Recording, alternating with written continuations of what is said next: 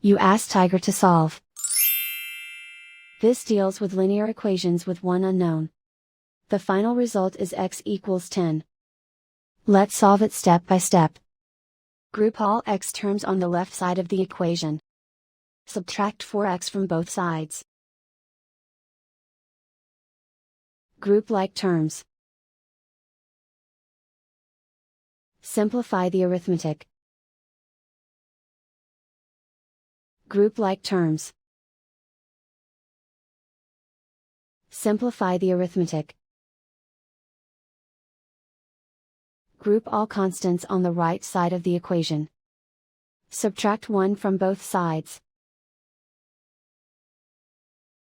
Simplify the arithmetic.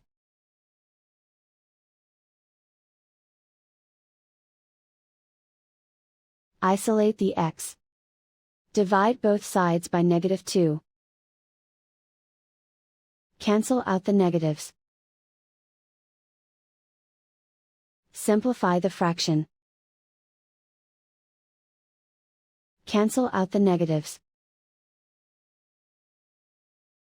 Find the greatest common factor of the numerator and denominator. Factor out and cancel the greatest common factor. And so the final result is x equals 10.